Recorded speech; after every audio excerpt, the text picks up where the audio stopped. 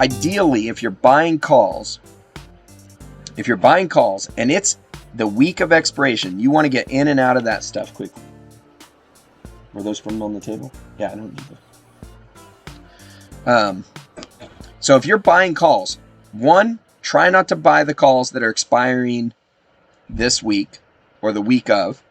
You don't even necessarily want to buy the calls expiring in 2 weeks if you can avoid it.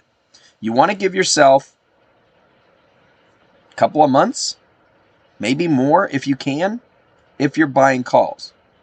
If you give yourself a couple of months, you're giving yourself time to move without that time decay going away. You can still take advantage. You don't have to hold it for 2 months.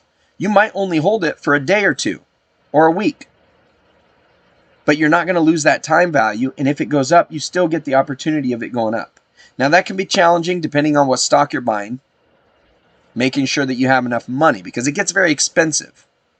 It gets very expensive as you go longer. So, the other alternative, if a stock is too expensive and you want to own it, you could buy a debit spread. You could buy a debit spread, and that's basically you buy a call and you sell a call right above it, a little ways above it, and that offsets your cost. And it ends up being a very affordable option at that point. And those ones, you can easily double your money if it moves in the right direction. Whereas if you just buy a call to double your money, it might have to move a lot further.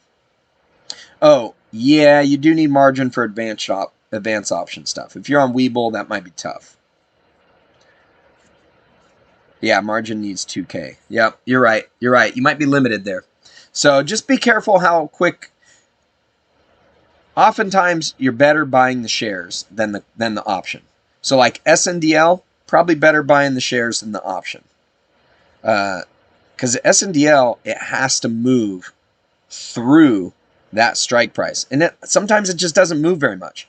SNDL traded for months and months and months between 50 cents and $1. Now, if you've only gotten into the stock market recently, you've seen it over $1. You've seen it up at $3 briefly. And so it might seem like it can come right back there. But it traded for a long time under $1. So it's comfortable down there. Be careful. Be careful with those options. You're thinking about converting some of your IRA to self-directed, do some real estate. Okay. I don't know if you can turn that into a self-directed 401k, but if you can, you should look into that. Because if you have a self-directed IRA and you want to do real estate, or there's other things you can do too, but if you use leverage, you end up paying UBIT tax, which is unrelated business income tax.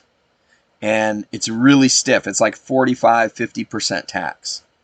So if you want to be able to buy some real estate and use a bank to get leverage, you can do that with a self-directed 401k.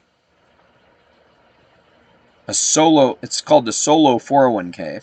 So if you're the only employee of your business, I mean, the kids count fine as well. You or your spouse can be the owners. But if you're a solo owner, just you and the spouse, you can do a solo 401k and you can get a loan with that. So you can use $20,000 of money in your 401k and $100,000 or $80,000 from the bank and buy a $100,000 property inside your 401k. And you don't have to worry about that unrelated business income tax. So it's pretty cool. Definitely check that out if you have the opportunity. Hope you found value in today's video.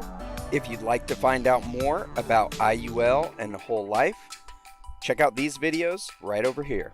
And we'll see you next time. Now go maximize your cash flow.